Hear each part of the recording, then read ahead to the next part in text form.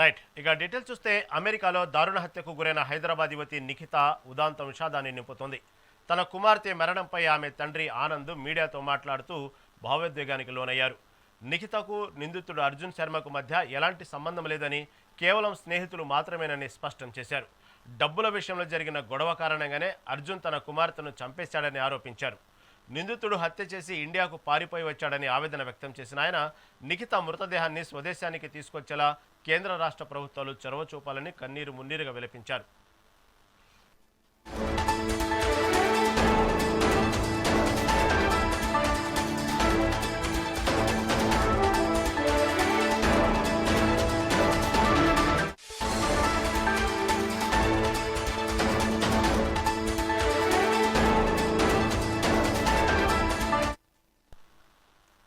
అమెరికాలో దారుణ హత్యకు గురైన హైదరాబాద్ యువతి నిఖిత ఉదాంతం విషాదాన్ని నింపుతోంది.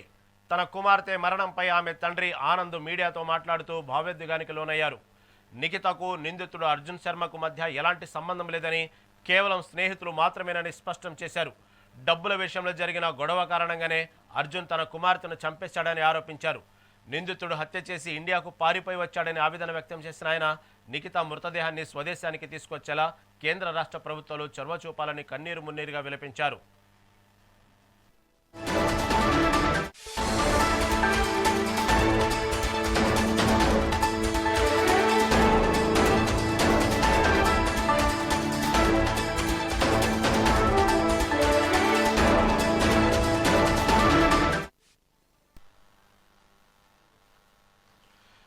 అమెరికాలో దారుణ హత్యకు గురైన హైదరాబాద్ యువతి నిఖిత ఉదాంతం విషాదాన్ని నింపుతుంది.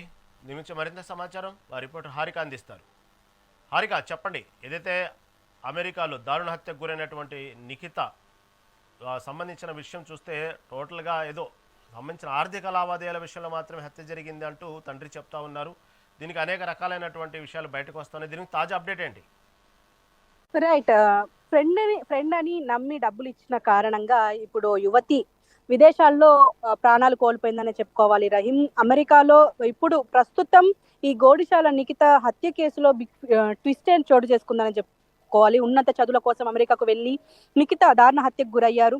అయితే ఈ హత్యకు ప్రేమ వ్యవహారం కారణమై ఉంటుందని మొదట బాగా వార్తలు వచ్చినాయి. అయినప్పటికీ ఆమె మృతికి ప్రేమ వ్యవహారం, ఇటు ఆర్థిక లావాదేవీలు అని తెలుస్తోంది ఒక పక్క. అయితే అమెరికాలో ఉంటున్న నిఖిత తమిళనాడుకు చెందిన అర్జున్ శర్మ చాలా రోజులుగా స్నేహితులు అని చెప్పి తెలుస్తుంది. అయితే ఆర్థిక ఇబ్బందులు ఎదుర్కొంటున్న ఈ అర్జున్ శర్మ ఎవరైతే ఉన్నారో $4,500 అప్పుగా ఇవ్వాలని ఇటు నిఖితని కోరడం, అదే విధంగా నిఖిత ఫ్రెండ్ అని చెప్పి నమ్మి ఇటు అర్జున్ శర్మకి దాదాపు అతను అడిగిన డబ్బులన్నీ ఇవ్వడంతో ఇక్కడ పూర్తిగా అంటే డబ్బులు ఇస్తాడు, తిరిగిస్తాడు అన్న ఆశతోనే ఇవ్వడం జరిగింది అని చెప్పుకోవాలి. అయితే తర్వాత ఇప్పుడు కొన్ని నెలలు గడుస్తున్నా కూడా ఇటు అర్జున్ శర్మ నుంచి ఎలాంటి స్పందన రాకపోవడం, ఇటు ఫోన్ చేసినా లిఫ్ట్ చేయకపోవడం, డబ్బులు అడిగితే ఇవ్వడం లేదు అని చెప్పేసి ఇప్పుడు అప్పు ఇచ్చిన మొత్తం తిరిగి ఇవ్వాలంటూ అర్జున్ పై ఇటు నిఖిత ఒత్తిడి తెచ్చిందని తెలుస్తుంది. అయితే నిఖిత ఒత్తిడి చేయడంలో అర్జున్ $3,500 ఇచ్చాడు, తిరిగి ఇచ్చాడు అని చెప్పేసి తెలుస్తుంది. అయితే మిగిలిన $1,000 ఇవ్వాలని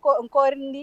అయితే ఇటు కోపానికి గురైన ఇటు అర్జున్ మాత్రం బలవంతంగా $3,500 ట్రాన్స్ఫర్ చేయించుకున్నాడు అని చెప్పేసి, మళ్ళీ అంటే ఇది తిరిగి మొత్తం తీసేసుకున్నాడు అని చెప్పేసి కూడా చెప్తున్నారు. అనంతరం హత్య చేసిన భారత్ కు పరారై వెళ్ళిపోయాడు అని చెప్పేసి అంటున్నారు. అయితే నిఖిత హత్య మీద సమాచారం అందుకుంటున్న ఇటు ఇంటర్పోల్ పోలీసులు కూడా తమిళనాడులో అర్జున్ శర్మను అదుపులోకి తీసుకున్నారని చెప్పి తెలుస్తోంది. అయితే ఇప్పుడు కేసు మాత్రం దర్యాప్తుకు వెళ్ళింది రహీం. అయితే ఇది ఒక పక్క ఉంటే, ఈ ఇప్పుడు ఎవరైతే ఈ నిఖిత ఉన్నారో నిఖిత తండ్రి మాట్లాడుతూ తన కుమార్తె ఏది ప్రేమ వ్యవహారం కాదు అని చెప్పేసి ఆయన చెప్తున్నారు. కుమార్తె మృతి మీద తండ్రి ఆనంద్ ఇటు మీడియాతో మాట్లాడుతూ కూడా 4 ఏళ్ల క్రితం నా కూతురు అమెరికాకు వెళ్ళింది, నా కూతురు నిఖిత అర్జున్ శర్మ అనే యువకుడు హత్య చేశారు అని చెప్పేసి కరాఖండిగా చెప్తున్నారు. అర్జున్ శర్మ గతంలో నా కూతురు రూమ్మేట్ గా ఉండేవారు, అందరినీ డబ్బులు అడిగి తీసుకునేవాడు అని చెప్పేసి అంటున్నారు. అయితే నా కూతురు దగ్గర నుండి కూడా డబ్బులు తీసుకున్నాడు, ఆ డబ్బుల్ని విషయంలోనే అడగడానికి అర్జున్ దగ్గరికి నిఖిత వెళ్ళినట్లు ఆమె స్నేహితులు కూడా చెప్తున్నారు. అయినా కూడా ఇటు నిఖితను హత్య చేసి పోలీసులకు సమాచారం ఇచ్చారు అని చెప్పేసి అంటున్నారు. అయితే మరి ఇక్కడి నుంచి ఇండియాకు పారిపోయారు అంటున్నారు. 4 సంవత్సరాల క్రితం అమెరికాకు నా కూతురు చదువుకోవడానికి వెళ్ళింది, మెరీల్యాండ్ లో డేటా అనలిస్ట్ గా జాబ్ చేస్తుంది అని చెప్పేసి చెప్తున్నారు. పూర్తిగా 31 తారీఖు ఫోన్ చేసి న్యూ ఇయర్ విషెస్ కూడా చెప్పింది. ఇదే చివరి మాట, నా కూతురు జరిగినటువంటి అన్యాయం ఎవరికి జరగకూడదు అని చెప్పేసి. అదే విధంగా కేంద్ర రాష్ట్ర ప్రభుత్వాలకు కూడా ఒక పక్క విజ్ఞప్తి కూడా చేస్తున్నారు, నా కూతురు డెడ్ బాడీని వెనక్కి రప్పించాలి అని చెప్పేసి. మరి దీనికి సంబంధించి ఇటు ప్రభుత్వాలు ఏమైనా స్పందిస్తాయా లేదా అనేది కూడా చూడాల్సిన పరిస్థితి అయితే ఉంది. Right Harika, right, thank you for update.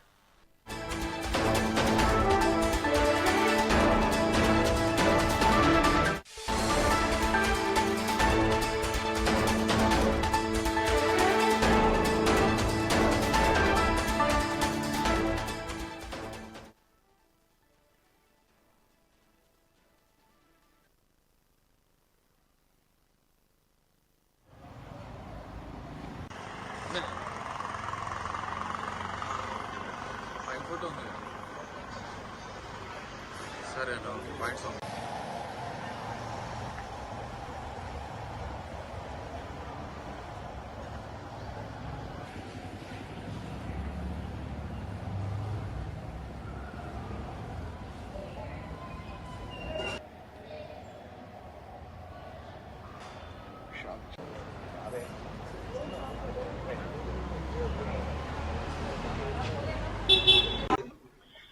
నా పాప చనిపోయిందని తెలిసింది సార్. తర్వాత 2 రోజులకి ఎట్లా చనిపోయిందో తెలియదు సార్. అది కొంచెం వదంతుల వల్ల ఎక్స్ బాయ్ ఫ్రెండ్ అని రాస్తారు. ఎక్స్ బాయ్ ఫ్రెండ్ కాదు, ఎక్స్ రూమ్మేట్ 4 ఉంటుండే ఆమెతో పాటు.